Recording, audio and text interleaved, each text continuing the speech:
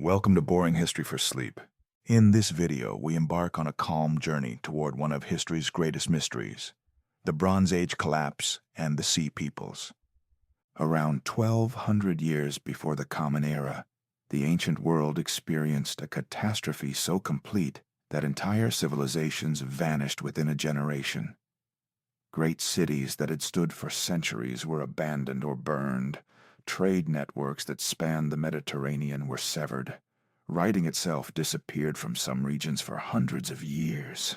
At the center of this collapse stand the enigmatic Sea Peoples, mysterious raiders whose origins remain debated to this day. Along this journey, we will walk through the bustling streets of Bronze Age cities, feel the warm Mediterranean sun on ancient harbor stones, and witness the slow unraveling of a world that seemed eternal. Relax, close your eyes, and let us drift into the story. Don't forget to like the video, subscribe, and share in the comments where you are watching from. Now let's begin. The sun rises slowly over the eastern Mediterranean, casting golden light across waters that have known human vessels for thousands of years. It is the 13th century before the Common Era, and the world is at its height. If you could stand on a hill overlooking the sea on a morning like this, you would see a world connected in ways that would not be matched again for over 1,000 years. Let us begin not with the collapse itself, but with what was lost. To understand the darkness that came, we must first walk through the light. Imagine yourself standing in the harbor of Ugarit, a great city on the coast of what we now call Syria. The morning air is already warm, carrying the scent of salt water mixed with cedar wood and spices from distant lands. The harbor is coming to life as merchants and sailors begin their daily work. Ships are tied at the docks, their hulls painted in bright colors, their masts reaching toward a sky that promises fair weather. Ugarit is not the largest city in this world, but it is perfectly positioned. Here, the trade routes of the Mediterranean meet the overland routes from Mesopotamia and beyond. In the warehouses along the waterfront, you can find tin from as far away as Afghanistan, copper from Cyprus, ivory from Africa, lapis lazuli from distant mountains, amber from the cold northern seas, and grain from the fertile valleys of Egypt and the Hittite lands. Walk with me through the streets as they fill with people. The city is built in the style of the age, with narrow streets winding between buildings made of stone and mud brick. Some of these buildings rise 2 or 3 stories high. The houses of wealthy merchants have courtyards open to the sky, where families gather in the evening cool. The walls are plastered and sometimes painted with scenes of daily life or religious imagery. You pass a workshop where a craftsman is carefully working on a piece of ivory, carving it into the shape of a small box. His hands move with the certainty of long practice. He learned this craft from his father, who learned it from his father before him. The ivory came from Egypt, brought by ship 3 months ago. When he finishes this box, it will be purchased by a merchant who will take it north to the Hittite lands, or west across the sea to the Mycenaean kingdoms, or perhaps south to Egypt again. Everything moves, everything connects. Further along, you come to the palace complex. It sits on higher ground, overlooking the city and the sea beyond. The palace is not merely a residence for the king. It is an administrative center, a warehouse, a religious site, and a symbol of order. In rooms within the palace, scribes are already at work. They write on clay tablets in the cuneiform script, pressing wedge-shaped marks into the soft clay with reed styluses. They record everything: shipments of grain, contracts between merchants, diplomatic letters from other kingdoms, inventories of weapons and tools, legal judgments, religious texts. One scribe is working on a letter to the king of Alashia, the kingdom on Cyprus. The letter concerns a shipment of copper that is overdue. The tone is polite but firm. These kingdoms are not equals in power, but they treat each other with respect because they need each other. The copper from Cyprus is essential. Without it, bronze cannot be made. Without bronze, there are no tools, no weapons, no prosperity. Another scribe is copying a religious text, a myth about the god Baal and his struggles with the forces of chaos. The words are old, passed down for generations, but they are still relevant. They speak to eternal questions about order and disorder, about the fragility of civilization, about the constant effort required to keep chaos at bay. The scribe does not think about the irony of what he is writing. He does not know that, within a generation, his city will be ash, and these tablets will be buried until archaeologists uncover them thousands of years later. The palace also houses workshops where craftsmen produce luxury goods under royal supervision. In one room, a jeweler is working with gold, creating an intricate necklace for a royal wedding. The gold was imported like almost everything else of value.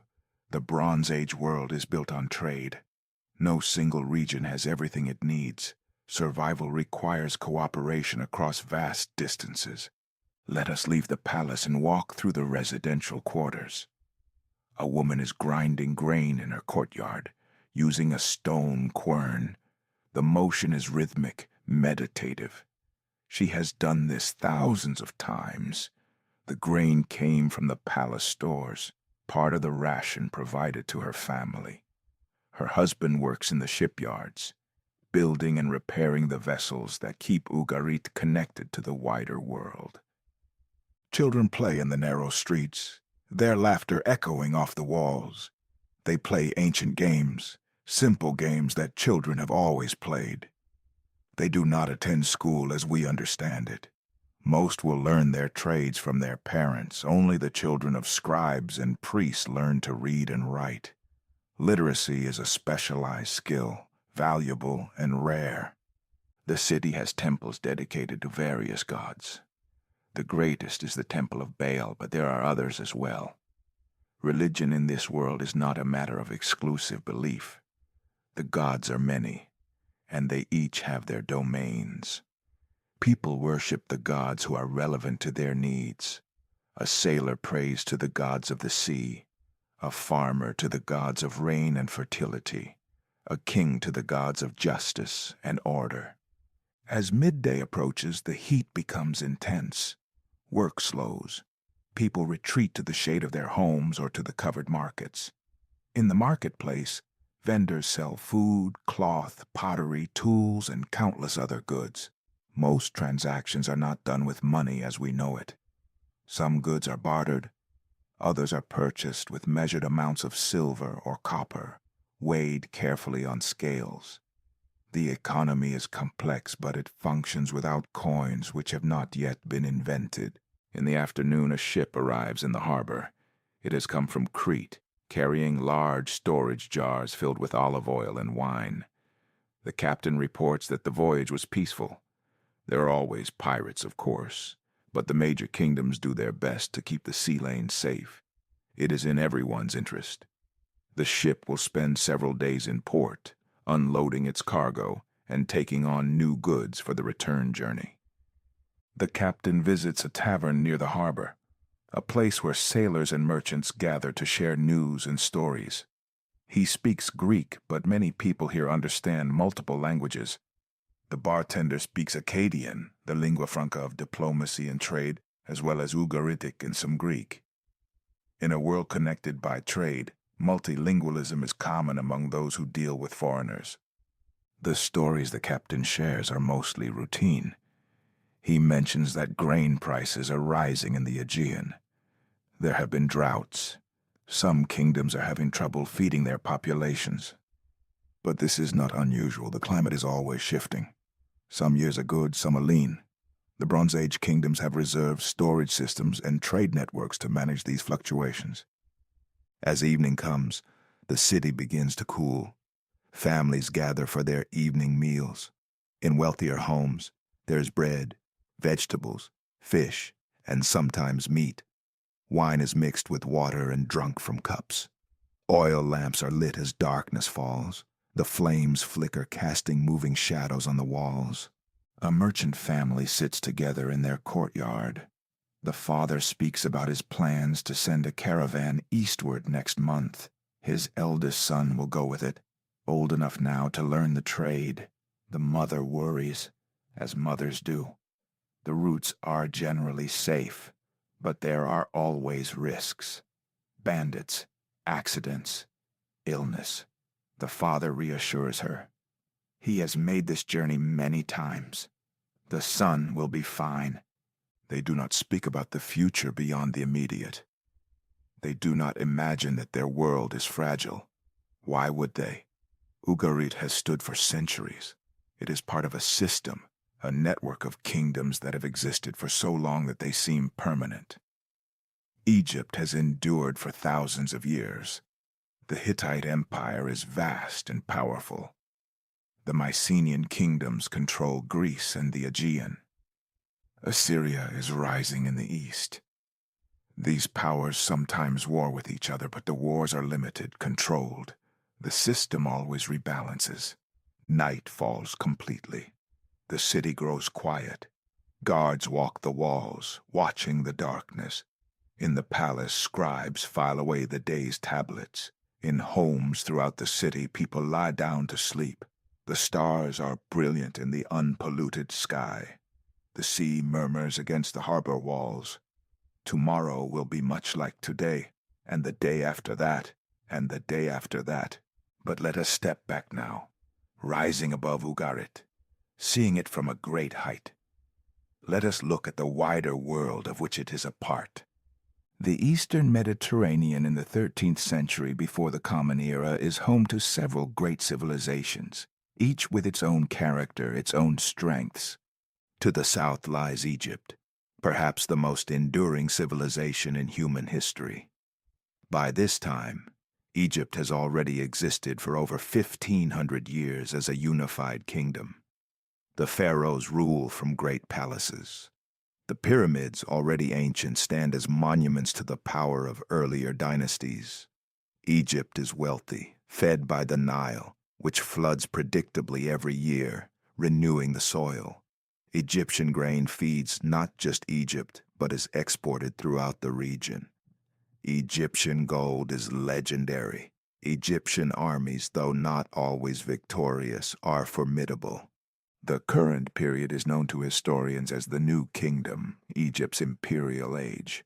Pharaohs like Ramesses II have expanded Egyptian control into Canaan and Syria, coming into conflict with other great powers.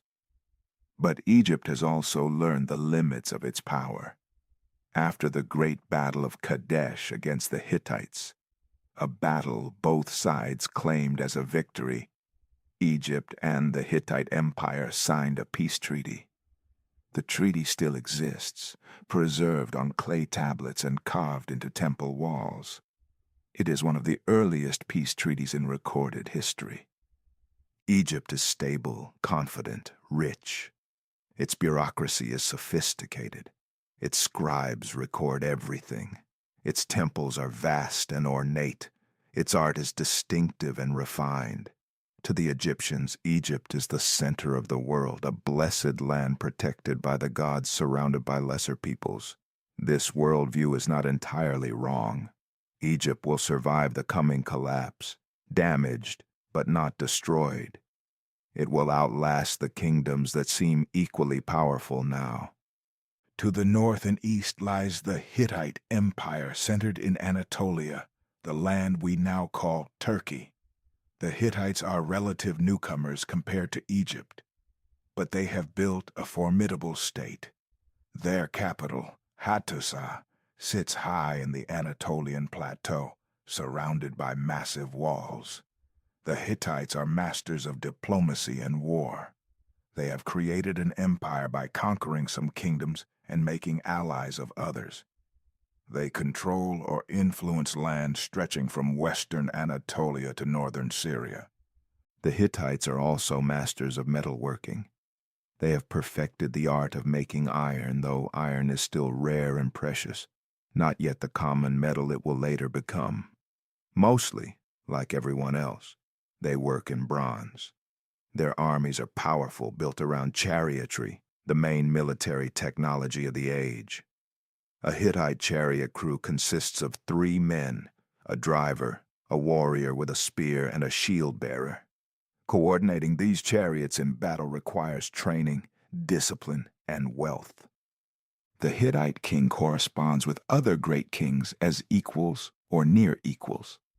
The diplomatic letters found in ancient archives reveal a world of complex relationships.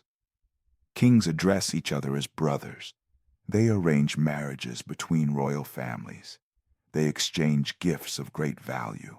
They complain to each other about trade disputes, about refugees, about bandits. The tone can be friendly or tense, but it is always respectful. These kingdoms are bound together not just by trade, but by a shared diplomatic culture. To the west, across the Aegean Sea, lie the Mycenaean kingdoms. These are the Greeks, or Proto-Greeks, though they would not have called themselves that. They speak an early form of Greek and write in a script called Linear B, which will be forgotten after the collapse and not deciphered again until the 20th century. The Mycenaean world is not a single unified kingdom, but a collection of palace-centered states.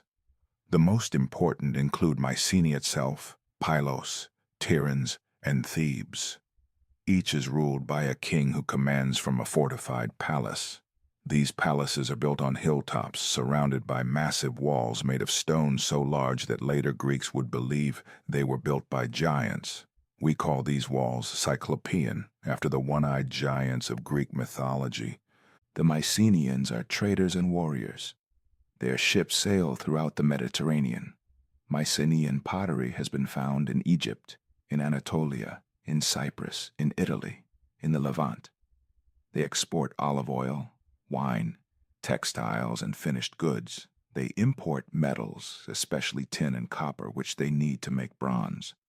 The Mycenaean palaces are administrative centers where scribes record every aspect of the economy on clay tablets.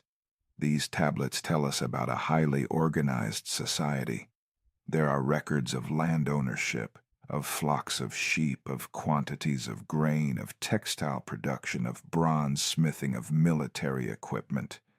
The economy is centralized. The palace controls production and distribution. Workers receive rations from the palace stores. It is an efficient system, but it is also rigid and dependent on centralized control. Cyprus, known in this age as Alashia, sits at the crossroads of the eastern Mediterranean. It is rich in copper, one of the 2 metals essential for making bronze. Cypriot copper is exported throughout the region. The island has its own kings, but it is influenced by the surrounding great powers. Egyptian, Hittite, and Mycenaean merchants all trade here. The island is prosperous, its cities growing wealthy from the copper trade. Between and around these major powers are smaller kingdoms and city-states. Canaan is divided among many small kingdoms, some allied with Egypt, some with the Hittites, some trying to maintain independence. Cities like Ugarit, Byblos, Sidon, and Tyre are wealthy from trade. They are also vulnerable, caught between greater powers, dependent on maintaining good relations with everyone. Far to the east, beyond the Hittite Empire, lie Assyria and Babylonia, heirs to the ancient Mesopotamian civilizations. They are not as directly involved in Mediterranean affairs, but they are part of the same world system. Merchants and diplomats travel between Mesopotamia and the Mediterranean. Ideas, technologies, and goods flow across vast distances. This is a world that works. It is not perfect. There are wars, famines, injustices. Slavery exists. Most people are poor and powerless. But within its own terms, the system functions. The Bronze Age kingdoms have solved the fundamental problem of how to organize large numbers of people. They have bureaucracies, writing systems, legal codes, armies, trade networks. They have art, literature, religion, philosophy. It seems stable. It seems like it will continue forever. But systems that seem stable can be fragile. Complexity creates vulnerabilities. Interconnection means that problems in one region can cascade. Centralization means that if the center fails, everything can collapse. The people living in the late Bronze Age do not see this. They see only what is: the bustling harbors, the full warehouses, the busy workshops, the ships crossing the sea, the caravans crossing the land, the scribes recording, the priests praying, the soldiers training. They see a world that has existed for their entire lives and for the lives of their ancestors. They assume it will exist for their children and grandchildren. As the 13th century progresses, there are signs that all is not well, but they are easy to miss, easy to interpret as temporary problems rather than the beginning of a fundamental breakdown. The sun rises again over the eastern Mediterranean, but something has begun to change. The change is subtle at first, so subtle that most people do not notice it, or if they do, they assume it is temporary. The world has weathered difficulties before. Droughts come and go, trade fluctuates, kingdoms rise and fall in power, but the fundamental system has always endured. Let us move forward now, into the late 13th century. The year is approximately 1207 before the Common Era, though the people of this time do not count years as we do. They mark time by the reigns of kings, by generations, by memorable events. In the palace at Mycenae, a scribe is recording grain deliveries. The tablets from this period show something concerning. The amounts are lower than they should be. The harvests have not been good for several years now. The palace has reserves, but those reserves are being drawn down. The scribe notes the numbers carefully, without comment. It is not his place to interpret, only to record. The king of Mycenae has been making decisions that might seem strange if you do not understand the pressure he is under. He has been demanding more tribute from the surrounding territories. He has been reducing the rations given to workers. He has been pulling bronze from circulation, melting down old tools and ornaments to make weapons. The palace is stockpiling weapons on a scale that suggests preparation for something, though what that something is remains unclear. Mycenae is not alone in this. Throughout the Mycenaean world, the palaces are showing signs of strain.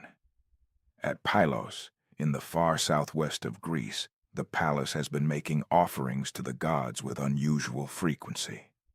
The tablets record sacrifices meant to avert danger. Gold vessels are being melted down and reformed. There is a sense of anxiety in these records, though the exact nature of the threat is never specified. The coast watchers at Pylos have been reinforced. These are men stationed along the coast to watch for approaching ships. In peaceful times, a few watchers are sufficient, but the latest tablets mention hundreds of men being deployed to watch the coasts. Why? What are they watching for? We do not have the tablets that would answer these questions directly. Perhaps such tablets were written but not preserved. Or perhaps the threat was too immediate, too overwhelming to waste time recording it. The last tablets from Pylos show a kingdom mobilizing for defense, and then nothing. The palace was destroyed. The tablets were baked hard in the fires that consumed the building, which is the only reason they survived. If the palace had not burned, the tablets would have eventually crumbled into dust. But we are not there yet. Let us stay in this moment of growing tension, this period where things are beginning to go wrong, but have not yet completely fallen apart. Travel with me now to the Hittite lands. The great capital of Hattusa sits on its plateau, surrounded by its massive walls. But even these mighty fortifications are being reinforced. New walls are being built. Old gates are being narrowed to make them easier to defend. Watchtowers are being erected beyond the city walls. Grain storage facilities are being expanded. In the Hittite archives, the letters from this period show a kingdom increasingly concerned with threats from multiple directions. To the west, there are problems in the lands along the Aegean coast. Local rulers are not sending tribute as they should. There are reports of unrest, of attacks, of movements of people. The Hittite king sends angry letters demanding loyalty and obedience, but the replies, if they come at all, are evasive. To the south, in Syria, the Hittite vassal states are also showing signs of stress.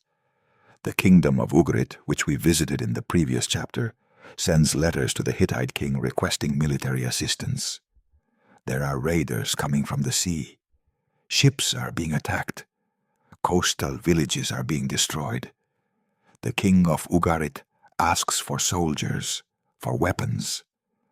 The Hittite response is slow. The empire has many problems and limited resources. Meanwhile, in the Hittite heartland, there is trouble with the harvest. The climate has been changing in ways that are difficult for the people of this time to understand. We know now, from studying ancient climate records, preserved in tree rings and ice cores and lake sediments, that the eastern Mediterranean was entering a period of severe drought.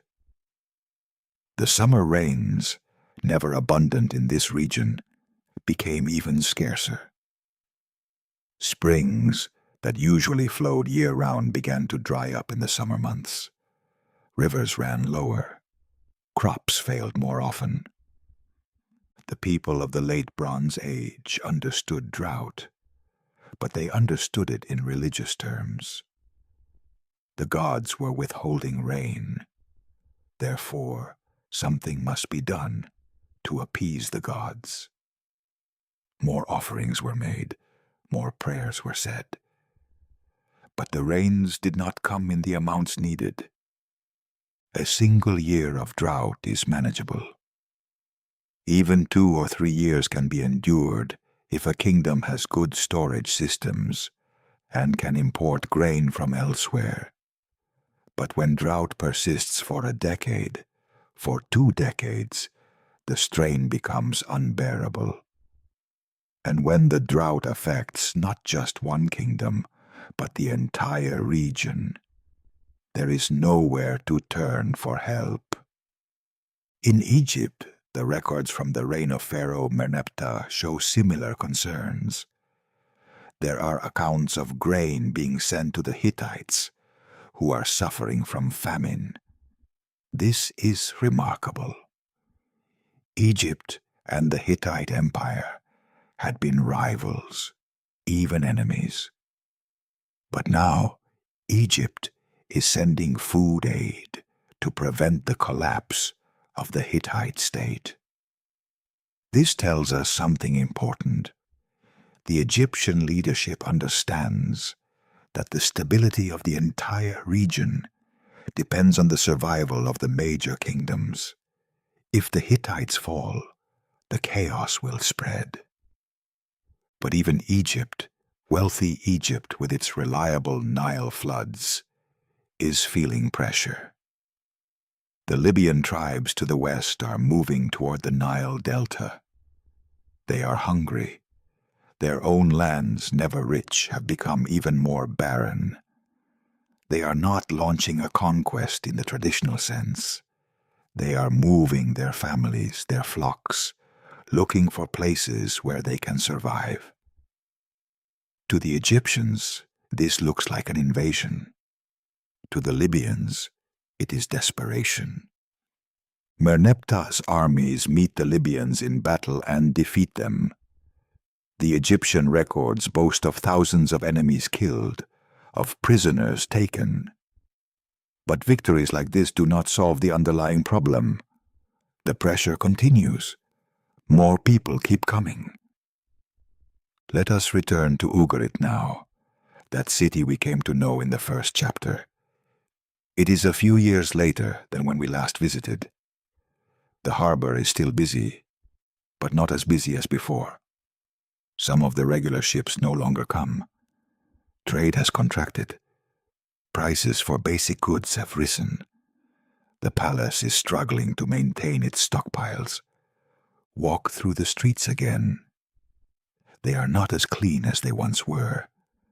There are not as many workers available for public maintenance. Some buildings stand empty. Families have left, heading inland, or south toward Egypt, or west across the sea, seeking better conditions. The population is shrinking. In the palace, the scribes are writing letters with increasing urgency. One letter, which will be found millennia later, is addressed to the king of Alashia, the kingdom on Cyprus. The king of Ugarit writes, "My father, behold, the enemy's ships came. They burned my cities with fire, and did evil things in my country. Does not my father know that all my troops and chariots are in the Hittite country, and all my ships are in the Luca lands? Thus the country is abandoned to itself. May my father know it. The 7 ships of the enemy that came here inflicted much damage upon us." This letter is desperate. The king is asking for help, trying to explain why his city is vulnerable. His military forces are not with him. They have been sent away, presumably on orders from the Hittite overlord, to deal with problems elsewhere. The kingdom has been stripped of its defenses at the worst possible time. Another letter from this period, found in the same archives, is even more chilling. It is brief, almost hurried. The king of Alashia writes to the king of Ugarit, "You have written to me saying, 'Enemy ships have been observed at sea.' Well, you must remain firm. Indeed, even though enemy ships have been observed, be strong. As for your towns, where are they located? And your troops and your chariots, where are they? Are they close to you? No? Then surround your towns with ramparts. Have your troops and chariots enter there and wait for the enemy with great resolution." This is not the promise of help. This is advice to hold on, to prepare for siege, to hope for the best. The king of Alashia has his own problems. He cannot send aid. Ugarit is on its own. The response from Ugarit, if there was one, has not been found.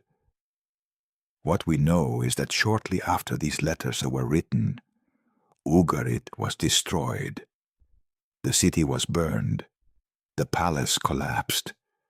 The people who could flee did so. Those who remained were killed or enslaved. When archaeologists excavated the site thousands of years later, they found the tablets in the ruins, still in the oven where they had been drying before being filed away. The attack came so quickly that the scribes never had time to complete their work. Who attacked Ugarit? The letters speak of enemy ships and the enemy, but never name them specifically. This is our first clear mention in the historical record of the phenomenon that historians will later call the Sea Peoples. But the term Sea Peoples is our invention, not theirs. The attackers are mysterious, unnamed, or named differently in different sources. They come from the sea, but their origins are unclear. Before we try to understand who these Sea Peoples might have been, let us look at what is happening elsewhere in this deteriorating world. In the Aegean, the Mycenaean palaces are in crisis. Thebes has already been destroyed, earlier than the others. The great palace burned and was never rebuilt. Why? We do not know. War between the Mycenaean kingdoms? Internal rebellion? An early attack from outside? The tablets do not tell us. because they were destroyed with the palace. Mycenae and Tyrans, the two greatest fortresses, are still standing, but they are under siege conditions, even when no enemy is visible. The fortifications are being constantly reinforced. Underground cisterns are being dug to ensure water supply during a siege. Food is being rationed. The population is being mobilized. At Pylos, we have those last tablets showing the deployment of coast watchers and the mobilization of rowers for warships. The palace is preparing for an attack from the sea. And then Pylos falls. The palace burns. The kingdom ends. Imagine being a farmer in the countryside near Pylos. As these events unfold, you have lived your entire life in a world organized around the palace. You bring your surplus grain to the palace stores and receive redistributed goods in return. The palace provides protection. Palace officials settle disputes. Palace priests perform the rituals that keep the gods favorable.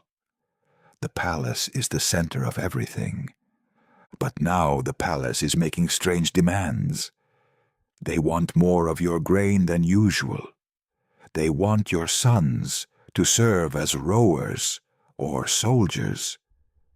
There are rumors of danger, but no one explains clearly what the danger is. You do your duty. You have no choice. The palace has power over you. One day, smoke is visible on the horizon. The palace is burning. Do you try to help? Do you flee? Do you wait to see what happens? The palace-centered system provides no guidance for what to do when the palace itself collapses. In the chaos, you must make decisions based on incomplete information and fear. Perhaps you gather your family and whatever you can carry and start walking. But where do you go? The next kingdom over is probably in the same situation. Do you head for the coast and try to find a ship? Do you go into the mountains and hope to survive as a shepherd or a bandit? Do you try to reach Egypt, which is rumored to still be stable? Multiply this scene by thousands, by tens of thousands. All across the Aegean, all across Anatolia, all along the Levantine coast, the old order is collapsing. And when order collapses, people move. They move to survive. They move with their families, their animals, their portable possessions. They form groups for protection. These groups become bands, then communities, then tribes on the move. Some of these migrating groups are peaceful refugees, simply looking for safety and food. Others are warriors and raiders who have decided that taking is easier than starving. Often the distinction breaks down. A refugee group that is attacked will fight back. A group that fights successfully may decide to keep fighting, to keep taking what they need, because asking politely no longer works. The Sea Peoples are not a single nation or even a single people. The term covers multiple groups with different origins, different languages, different goals. What unites them is that they are moving, mostly by sea, but also by land, and they are destroying the old Bronze Age order everywhere they go. The Egyptian sources give us names for some of these groups. There are the Peleset, who may be related to the later Philistines, the Tjeker, the Shekelesh, the Denyen, the Weshish. Where did these groups come from? The honest answer is that we do not know for certain. Theories abound. Some may have been Mycenaean Greeks displaced when their own kingdoms collapsed. Some may have been from Anatolia, fleeing the fall of the Hittite Empire. Some may have been from Sicily or Sardinia or other western Mediterranean islands. Some may have been indigenous groups from the Levant who took advantage of the chaos. What matters is not where they came from originally, but what they did. They moved in large groups, bringing families, using both ships and land routes. They attacked cities, they destroyed palaces, they disrupted trade, and because the Bronze Age system was so interconnected, each disruption made other disruptions more likely. Consider the tin trade. Bronze is made from copper and tin. Copper is relatively common in the Mediterranean world. Cyprus alone produces enormous quantities. But tin is rare. Most of the tin used in the Bronze Age Mediterranean came from far away, possibly from Afghanistan, possibly from Cornwall, in Britain, possibly from Central Europe. The exact sources are still debated. What is clear is that tin had to travel long distances to reach the bronze smiths of the Mediterranean. The trade routes were complex, passing through many hands, crossing many borders. If any link in this chain broke, the supply of tin dried up. And without tin, you cannot make bronze. Without bronze, you cannot make effective tools or weapons. An army without bronze weapons is at a severe disadvantage against an army that has them. As the systems collapsed, the tin supply became erratic and then stopped altogether. This created a crisis. Kingdoms began hoarding what bronze they had. Old bronze items were melted down and reformed into weapons. The shortage of bronze made it harder to defend against attacks, which created more chaos, which further disrupted trade, which made the bronze shortage worse. This is what we call a cascading failure. One problem creates another, which creates another, until the entire system breaks down. The climate crisis we mentioned earlier plays into this as well. Drought reduces agricultural production. Hungry people are desperate people. Desperate people migrate or raid. Migration and raiding disrupt trade and destroy cities. Destroyed cities mean less trade, less food storage, less organized agriculture. Less organized agriculture means more hunger, more desperation, more migration and raiding. The Bronze Age kingdoms tried to respond to these crises, but their responses were often inadequate or counterproductive. They built more fortifications, but walls do not solve the problem of drought or famine. They hoarded resources, but hoarding in one place creates shortages elsewhere. They deployed their armies to multiple fronts, but this spread their forces thin and left key areas undefended, as happened to Ugarit. Some kingdoms tried to accept refugees and integrate them peacefully. The archaeological record shows that some Mycenaean Greeks did settle in Cyprus and the Levant during this period, apparently peacefully. But there was a limit to how many refugees any region could absorb, especially when those regions were also dealing with drought and food shortages.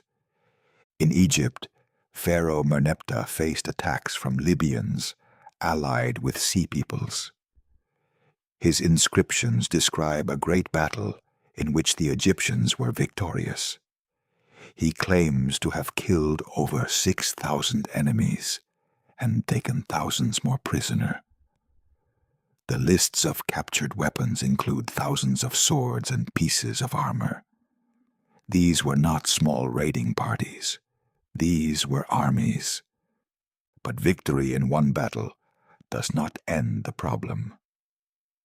A few years later, under the next pharaoh, Ramesses III, Egypt faces an even larger attack. This time the Sea Peoples are coming from the north and east. They have already destroyed the Hittite Empire. They have overrun Cyprus. They have destroyed the cities of the Levantine coast. Now they are moving toward Egypt itself. Ramesses III leaves us detailed accounts of this conflict, carved on the walls of his mortuary temple at Medinet Habu. The reliefs show ships in battle, infantry combat, and prisoners being paraded before the pharaoh. The accompanying texts are propagandistic, designed to glorify the pharaoh, but they contain valuable information. The texts describe a coordinated attack by land and sea. The land forces move through Canaan toward Egypt, bringing their families and possessions in ox-drawn carts. This is not a typical military invasion. It is a migration of peoples who have been displaced and are seeking new lands. But it is also a military threat, because these people are prepared to fight for what they need. The sea forces approach the Nile Delta in ships. The Egyptian navy meets them in the delta waterways. The reliefs show Egyptian archers on ships and on shore, raining arrows down on the enemy vessels. The Egyptians have the advantage of fighting in familiar waters, and they use it effectively. The Sea Peoples are defeated at sea.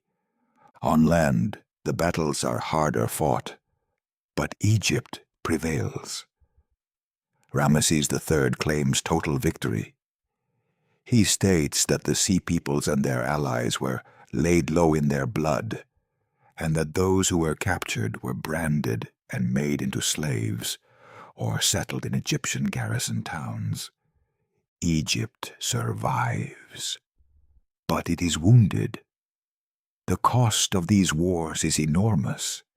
Egypt has to maintain large armies for years. The economy is strained. The wealth accumulated during earlier times is depleted. Egypt will never again be the great imperial power it was in earlier centuries. It retreats from its Asian empire, withdrawing from Canaan and Syria. It becomes defensive, focused on protecting its own borders rather than projecting power abroad. The rest of the eastern Mediterranean is less fortunate. By 1150 before the Common Era, approximately 50 years after the first major attacks, the old Bronze Age world is gone. The Hittite Empire has collapsed entirely. Hattusa is abandoned, its great walls standing empty. The Mycenaean palaces are destroyed or abandoned. The great trading cities of the Levant are gone. Ugarit, which we knew, is buried under ash. Writing disappears from Greece for 400 years. The population across the entire region drops dramatically. Trade collapses to a fraction of what it was. The long-distance networks that brought tin and amber and ivory no longer function. This is what we call the Bronze Age collapse, though the name is somewhat misleading. Bronze continues to be used where it is available. But the system that produced bronze, the complex civilization that required bronze, has collapsed. What replaces it is simpler, poorer, more localized. Some regions suffer more than others. Greece seems to have been particularly hard hit. The palaces are gone. The cities shrink or are abandoned. People move to marginal lands in the mountains and islands. The art becomes simpler. The pottery becomes cruder. It is as if the society has forgotten how to do things that were once common knowledge. But this makes sense when you understand how Bronze Age civilization worked. The palaces were not just the homes of kings. They were centers of a specialized knowledge. Scribes who could read and write worked in the palaces. Skilled craftsmen produced luxury goods under palace supervision. The palaces organized trade, redistributed resources, maintained order. When the palaces fell, all of this specialized knowledge and organization was lost. Imagine a scribe in his last days before the palace falls. He knows how to write. He knows the complex syllabic script. He knows the formulas for different types of documents. He knows how to prepare clay tablets properly. This knowledge took years to acquire. But if he dies without passing it on, if his children are scattered or killed, if the tablets he created are destroyed, then his knowledge dies with him. Multiply this by hundreds of scribes across dozens of palaces, and you can see how writing itself can disappear from a region within a single generation. The same applies to other skills. Bronze smithing requires knowledge of the proper proportions of copper and tin, the right temperatures, the techniques for casting and hammering. A master smith can teach apprentices, but this requires stability, safety, time. In a world of chaos and migration, such teaching becomes difficult or impossible. As the old world dies, the survivors must adapt to a new reality. The great kingdoms are gone. The trade networks are broken. But people still need to eat, to find shelter, to protect themselves. Communities reorganize on a smaller scale. A village can survive without a palace. A shepherd can live without a king. But it is a harder life, a poorer life, with less security and fewer opportunities.